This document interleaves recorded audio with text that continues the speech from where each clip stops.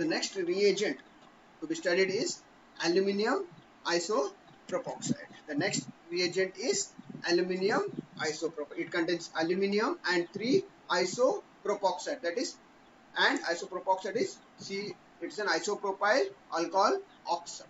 Aluminium is attached to 3 isopropyl oxide. So that is ALOIP3. Okay, that IP3 stands for isopropyl group. Isopropyl group. Okay, so it is an aluminium isopropoxide.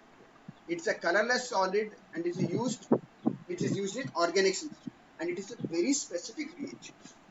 It can selectively reduce carbonyl.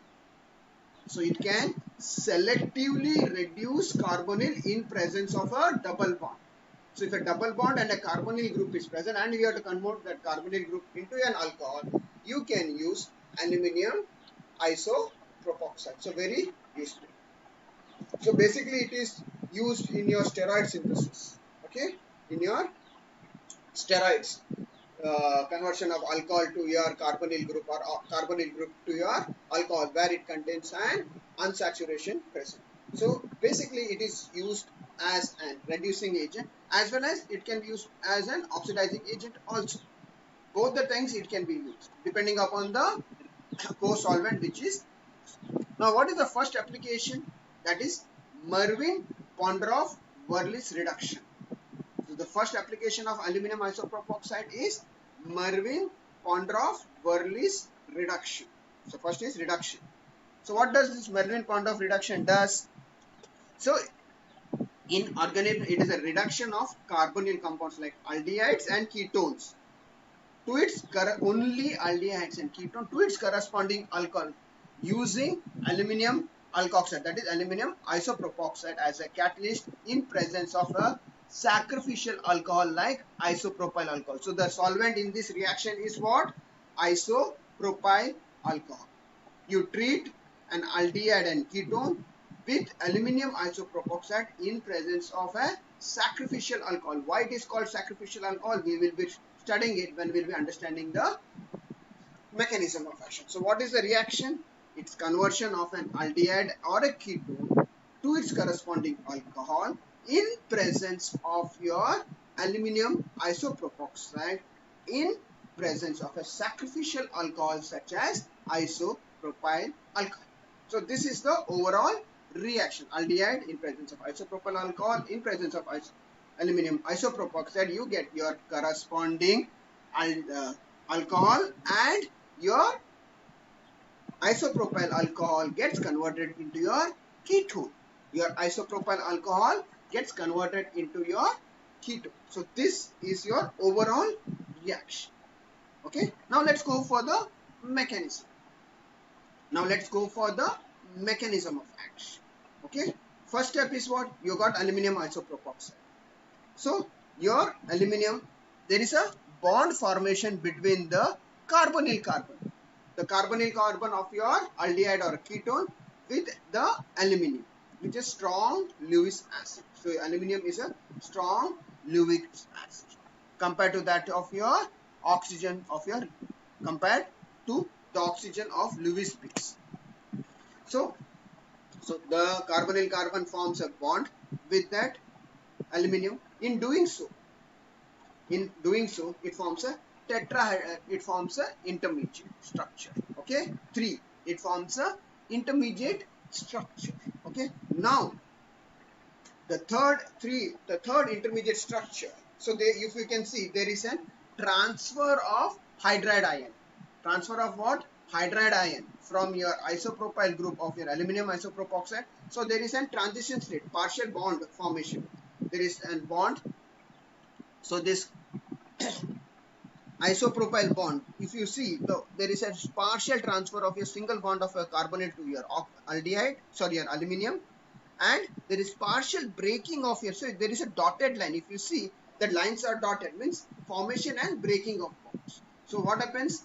The carbonyl group, oxygen, forms a partial bond with your aluminium, and further the bond between your aluminium and isopropoxide is also breaking. Okay, so in a concerted reaction, if that is intermediate 3, there is a transfer of hydride from your isopropyl alcohol to your corresponding aldehydes or ketone. There is an hydride ion transfer. That is H plus ion transfer to your aldehyde or ketone. So once this is formed, there is a loss of ketone. There is a loss of your acetone. Acetone is released and you get your tetrahedral intermediate. That is your 5. Okay, the tetrahedral intermediate, that is 5. What is the next step? Now next step is what? Your aluminum the intermediate that is formed with your carbonyl carbon. Okay, that gets attacked by your isopropyl group. Now what did we say? The reaction is done in isopropyl alcohol. Now what is the role of isopropyl? This attacks on your aluminum. Again, the isopropyl group alcohol attacks on your aluminum. In doing so, you get your intermediate complex. Okay, you get your intermediate complex with the formation of your corresponding alkoxide of your aldehydes or ketones. You get your corresponding alkoxide. If you see over here, okay, if you see on the right hand side, 6, that is your isopropyl alcohol, that will attack you. Again you get your aluminum isopropoxide and your alkoxide, and the workup is done in acidic. So there is a loss of hydrogen.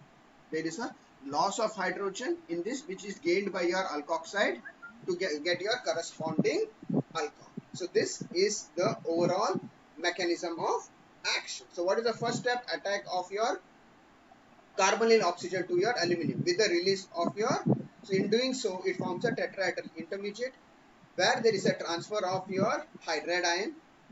This is followed by intramolecular hydride ion transfer, which simultaneously reduces the carbonyl group and the compound oxidizes an isopropyl group to your corresponding. So your isopropyl group gets oxidized to your corresponding acetone.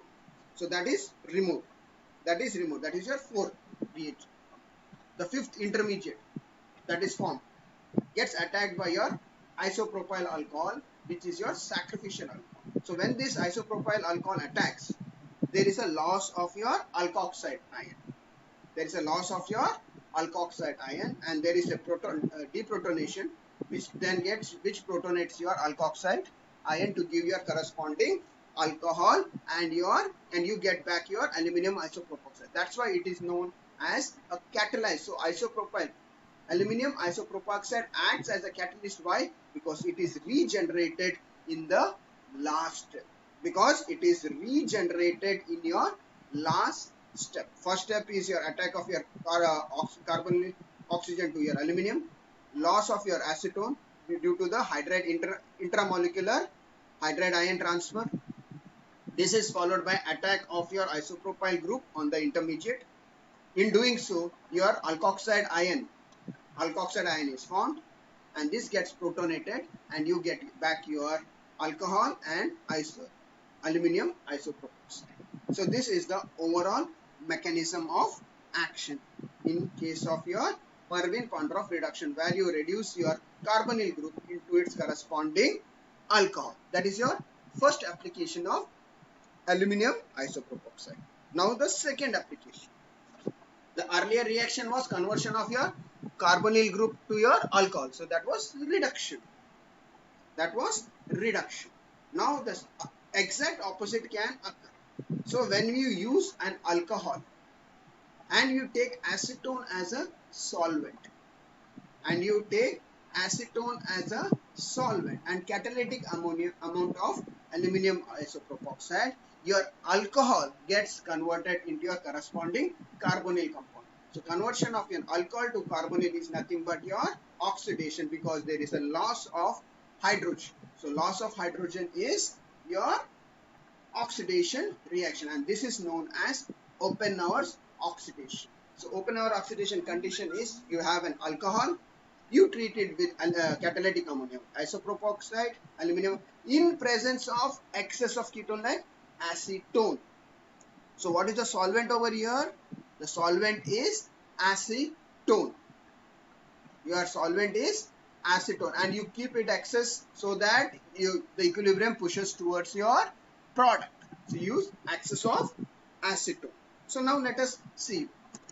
So what is Oppenauer's oxidation? What is Oppenauer's oxidation? Oppenauer's oxidation is an organic reaction used to convert a primary or a secondary alcohol to a ketone using excess of ketone reagent, that is your acetone, and aluminum triisopropoxide as a catalyst. So see the solvents which are used. For oxidation, you use an ketone, and for reduction, the solvent is an alcohol. So whatever product is being formed, same solvent is used. So keep this thing in mind. So whatever product is formed, same solvent is used in the reaction. So in oxidation, it is in ketone, that is your acetone. In Mervin-Prandtl reduction, it is an alcohol, that is isopropyl alcohol, which is used. Okay, which is used. So oxidation is an highly selective process for secondary alcohol and does not oxidize any other functional groups such as amines and sulfides. So it is very specific. Only your alcohols are oxidized. Your amines are not converted in N-oxide. Your sulfides are not converted into your sulfone, as you have seen in MCPPA. So this conversion will not occur. Only your alcohols will be converted into its corresponding carbonyl groups. Okay, so that's the very important use. So these are used in various synthesis of steroids, hormones, which are very specific, alkoxide, so which has got many groups. So in such cases, for the milder condition, for specificity, we use Oppenauer's oxidation. We use Oppenauer's oxidation, if you will be studying in the synthesis of chloramphenicol. In the synthesis of chloramphenicol, you will be using Oppenauer's, so Mervin-Prandtl reduction. So these are some of the applications of your Oppenauer's oxidation. Now let's go for the mechanism. So let's go for the mechanism. Now what is the first step of the mechanism? Alcohol coordinates with your aluminum to form a complex 3. So what is the first step? Your alcohol which is formed. So it will, as you said, the O will attack on your aluminum isopropoxide. So in doing so, your isopropoxide ion is liberated.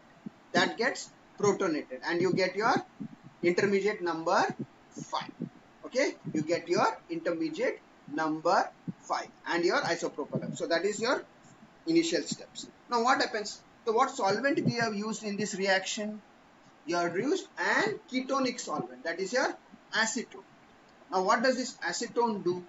Now this acetone will give away, there is a 6-membered transition state. It forms a 6-membered. So there is a partial breaking. So if you see the carbonyl bond O, there is dotted line and which forms a bond with your aluminum. Simultaneously, one of the hydrogen. So there is a hydrogen over here in between R1 and R2. In between R1 and R2 there is a hydrogen. Okay, there is an transfer of hydrogen from your alcohol to your acetone. This is a concerted reaction where there is a transfer of electron. So electrons, your acetone will attack on your carbonyl, on your aluminum, and there is a transfer of hydride from your alcohol to your acetone. So this will lead to what? This will lead to your formation of your corresponding ketone and aluminum isopropoxide. It gives you a formation of your corresponding ketone and you get back your aluminum isopropoxide. That's why even in this reaction also it is an catalytic reaction. Why? Because your aluminum triisopropoxide is obtained back in the final step. You get back your, so in both the cases there is a 6-membered transition state where the hydride ion transfer takes place. Okay, in this case, in this particular case, your alcohol will give the hydride ion, whereas in case of your previous one, your isopropyl will give your hydride transfer to your ketones. Okay, so this is the only difference between Mervin-Prandtl. The most important stage is your your 6-member transition state. So where there is an hydride ion transfer and you get back your corresponding ketone and you get back your aluminum isopropoxide. That is why it is a catalytic reduction, catalytic oxidation, because the starting material is regenerated in the last step. So that's why it is known as catalytic. So this is about, so let's see, read by it. So the first step of the mechanism is what? Alcohol coordinates with the oxygen, aluminum to form the complex 3. In second step, it gets deprotonated by the alkoxide ion which is formed in the first step to get back your alkoxide intermediate 5. What is your intermediate 5? So this is your intermediate 5. That is your alkoxide intermediate, where one of your isopropoxide is replaced by your alkoxide group. Okay. Now, what is the next step? In the third step, solvent plays an important role. So acetone acts on the substrate 5 and gets bound to your aluminum. Okay. So here acetone binds with your intermediate 5. In doing so, it forms a 6-member transition state and there is an intramolecular hydride ion transfer from your alkoxide. So H from your alkoxide gets transferred to your acetone. Okay. So there is an intramolecular hydride ion transfer. This leads to a formation of a 6 carbon transition state. Okay, you get a 6 carbon chair-like transition state. And once the hydride ion transfer takes place, you get your ketone, desired ketone, and you get back your aluminum triisopropoxide. So this is the overall mechanism of action of Oppenauer's oxidation. This is the overall mechanism of action of aluminum isopropoxide. Okay.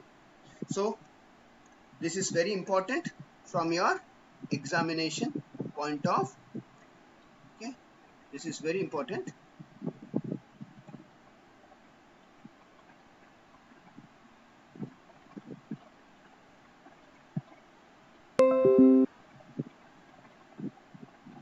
So I have stopped the recording. If you have any doubts,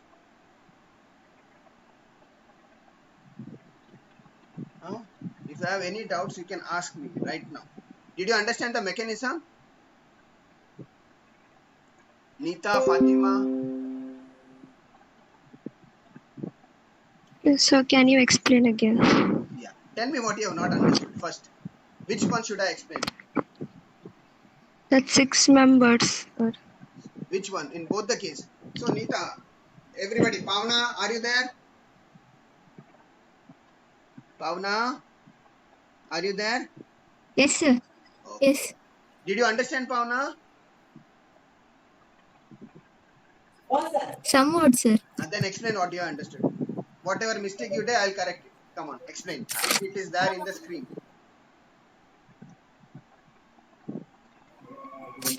So First step is this alcohol. Yeah, go ahead. I'll not disturb. If there is any mistake, then only I will speak. Go ahead. First step is a bond formation between carbonyl oxygen and aluminium. Yeah. Okay. So in that bond formation, what happens? One of your isopropoxide is removed and acetone is removed and there is an hydride ion transfer. So where the hydride ion transfers, Pavna? In this tetrahedral intermediate. So if you see dotted lines, Nita, Pavna, look, it is a dotted line. What does this dotted line mean? Partial bond formation and partial bond breaking. Okay. Remember, this is dotted lines. Don't show it as a direct line. If you show a direct line, it is wrong. Okay. Whenever you're trying to show it as a dotted line. So what happens? There is there is a bond between your oxygen and of your ketone and your aluminum. In doing so, the bond between oxygen and isopropoxide is being broken and it forms a double bond and there is a transfer of hydrogen. If you see over here, the hydride ion over here, red color, can you see the cursor, everybody? That transfers to your carbonyl group. Okay, R1, R2 carbonyl group. There is a hydride transfer, intramolecular hydride transfer. And in doing so, the O forms a bond and the bond between oxygen and isopropyl alcohol is broken, you get your acetone, that is 4, and this leads to your intermediate number 5. Did you get, Pavna? This one, Nita, did you get this intermediate? Very important to understand. Did you understand, Nita, Pavna, and others? Yes, sir. Okay. Now, once this intermediate 5 is Yes, sir. formed, now what solvent you are using over here? Can anybody tell? So if it is conversion to an alcohol, reduction means you use isopropyl alcohol as a solvent. Okay. Now this isopropyl alcohol attacks on your aluminum of your intermediate number 5. Got it? Yes or no? So in doing Yes, sir. so, your alkoxide ion is liberated. Okay. And this alkoxide ion abstracts a proton from your previous step product, and you get your alcohol, and in the last step your aluminum isopropoxide is again formed. That's why it is known as catalytic reaction. Did you get, everybody? Yes or no now? Sir, why is isopropyl alcohol known as sacrificial alcohol? Why? Because it is sacrificed, because it is again introduced now. Yeah, so it acts as a sacrificial because it gets included in your aluminum. Yes, so your aluminum alkoxide is used in the step. That's why it is called sacrificial alcohol, because it is used in the reaction. It gets consumed in the reaction. That's why it is called sacrificial alcohol. Got the reason? Yes, sir. Okay. Anything else that you have to did you understand? So go by step by step. Sir, Yeah. sir, open your Did you oxidation. understand this? Then I'll go for opener. Everybody, yes or no? Then only I'll go for opener. I'm asking to everybody, not Nita or Pavna. Everybody. Did you understand this step? Yes, sir. Everybody? Okay. Now I'll go for opener. So what in this case, in case of reduction, carbonyl group formed with then loss of your acetone. So acetone is liberated. Now in the next open hour oxidation. So in open hour oxidation, see, alcohol to ketone or carbonyl group. So what is the solvent over here? First tell me, Amruta, what is the solvent over here? Acetone. Acetone. Understood? So whatever product is been formed, same solvent is used. Okay? Whatever product is formed, if it is an carbonyl compound, you are using acetone. If it is an alcohol which is formed, then you use the solvent as isopropyl alcohol. Understood? So this is how you remember the solvent. Very important. You can't mix here and there. Oxidation means acetone. Reduction means isopropyl alcohol. So I'll not show this. Can you understand from this? How many of them have understood this? What is the first step? I'll just show you the diagram. By diagram you should know mechanism. So what is the first step? Anybody can tell? Amruta, come online. Amruta, Sir. come online. Yes, sir. Come, I'll pin you. There is Amruta. Amruta. Now explain me. Okay? What have you understood? Just tell me. If you make mistakes, I will correct you. I want to know what is the point where you are getting confused. So I'll explain that point clearly. Yeah. What is the first step? Your alcohol attacks on your isopropyl aluminum isopropoxide. Yes. First step is what? Attack of your alcohol on your aluminum isopropoxide. Yes. Yes, sir. So in doing so, what happens? There is a removal of isopropoxide group that gets protonated to give your intermediate number 5. That is alkoxide aluminum isopropoxide. Alkoxide, why? Because your alkyl group gets added over here. Okay? And you get back your isopropyl alcohol. That is your first step and second step. Now what is the third step? Now what solvent we are using? We are using acetone as the solvent, that is number 7. The acetone is your number 7 reagent, which is a solvent. Now this acetone, the carbonyl oxygen of your acetone attacks on your aluminium.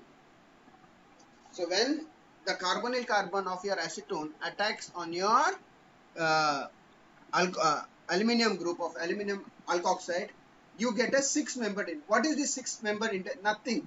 What? There is a small breakage of your bond between your oxygen and carbonyl of your acetone, and simultaneously there is a breakage of bond between your hydrogen and your alkoxide. Okay, so there is an bond breaking as well as bond forming. So what bond is forming between oxygen and your acetone, or oxygen of your acetone with your aluminum oxide, and there is a breaking of bond. Okay, there is a hydride ion transfer from your alcohol to your carbonyl.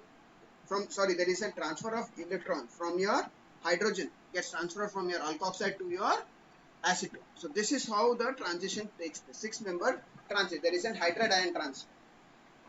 So once this hydride ion transfer occurs, you get back your alkoxide gets reduced to your acetone, your ketone, and you get back your aluminum isopropoxide. So this is your 6-member transition is important where there is an hydride. So from where the hydride transfers, that is the most important case. In case of your open hours oxidation, the hydride transfers from your alkoxide to your acetone. Okay, from your alkoxide to your acetone to get your aluminum isopropoxide, and you get your corresponding carbonyl group. So this is your oxidation reaction. This is your oxidation reaction. Did you get everybody? Any doubt in this step? You just ask me right now. There is still 5 more minutes. Huh? Any step you have not understood, you can ask me.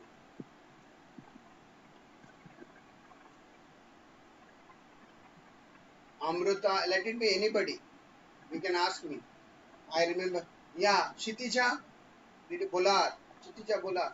Did you understand? Kshitija, is she there? Yes, sir. Arthanda. I should practice and write. Yeah, sir, it requires a lot of practice. This reaction, that's why I said this reaction, it might look that you understand, but somewhere down the line, you might forget the solvent. First step, everything is that attack of your oxygen on your aluminium. That is the first step. Then there is a removal of, in case of your open hours oxidation, your isopropyl alcohol is removed, and again acetone anhydride. Whereas in case of your reduction, your acetone is removed. Exactly opposite occurs in open hours oxidation and Mervin-Ponton. So whatever solvent is used, that is removed in the other one. Okay, so you have to